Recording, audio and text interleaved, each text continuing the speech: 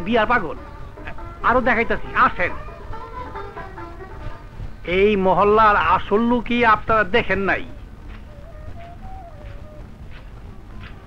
ঝুনঝুন শব্দ শুনতে পাইতেছেন? ওই দেখেন উনার পা, তারপর দেখেন উনার হাত, এইবার দেখেন উনারে। উনার নাম রানী। রানী এদিকে আসেন। কানে দুলদুলি, গলায় ঝুলানি, আস্তে আস্তে মাইকে এত ভরে কোথায় যাইতেছেন? মাগো বক ধরছে, কোথায় যাইতেছি তুমি জানো না? ওই দেখো কেমনে আরে মানুষকে সহজে পাগল হয়। উনি আমাকে রানী, উনার মা বাবা নাই, ছোট একটা বোন। গুলিস্তান, মতিঝিল, ধানমন্ডি, আরামবাগ, গুলশানের রাস্তায় যদি মানুষের ভিড় জটলা দেখেন, সেখানে দেখবেন আমাকে। কই যেতেছ? বাসায়। ইন্টারভিউ দিছ? দিচ্ছি। চাকরি? মরে গেলে বোধ হয় আল্লাহর দরবারে কোনো চাকরি টাকরি পাইতে পারি। বুঝছি। খাইতে যাইতেছ কেন? পকেটে পয়সা নেই সেই জন্য। সেই জন্যই এই অলি গলির মধ্যে দিয়ে কোনাকুনি মারতেছ? হ্যাঁ। দুপুরে খাইছ? না, বাসা যেতেছে। বাসায় যদি খাবার দেয় তাহলে খামো, নাহলে খামো না। এটাকে রাখো। কেন? তোমারে দিলাম। না, আমি নিব না। মাইন্ড করো না। প্রথমেই বুঝছি তুমি টাকা নেওয়ার মতো ছেলে না। তুমি ভিক্ষা মনে করতেছ? তোমার জোয়ানিতে লাগছে। মহল্লা নতুন আছো তো, আমার চেনো না।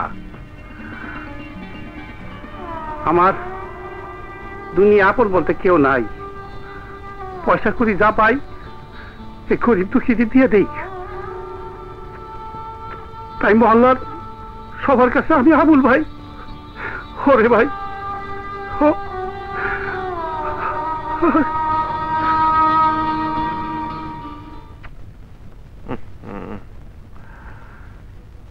এই শুনছো? কি? তোমার কাছে 200 টাকা হবে? কেন? সাইকেলের একটা টিউব না কিনলে বোধহয় চলছে না। একটা টিউব কিনতাম। আমি স্টেট ব্যাংক টাকা জমায়ে রাখছো? কত বেতন পাও, কত টাকা দাও, কত বাড়ি ভাড়া দেই, কিভাবে সংসার চলে আমি কি জমায়ে রাখছি? বেশি টাকা দাও, যাও হাইতে অফিসে যাও। রবি। জি। গতকালের ইন্টারভিউতে কি করলি? চাকরিটা হবে? না। এই না আর কতদিন শুনতে হবে? যতদিন আমার হোটেলে ভাত আছে ততদিনই এই না শুনতে হবে। ঘরে আসলেই তো ভাত আছে, কাপড় আছে, থাকার জায়গা আছে, সারাদিন আড্ডা মারার জায়গা আছে। ওই চাকরি করবো কেন? এত সুখ থাকতে কেউ চাকরি করে? অনেক সুখ। নবমের বাচ্চা তেজ কত, একটা কথা শোনানো যায় না। তেজ দেহ চোখ নামাও। আমার দিকে তাকাই আছো কেন? টাকা নাই তো হাইতে যাও, হাইতে যাও। বাপ বেটা দুইজনেই তেজ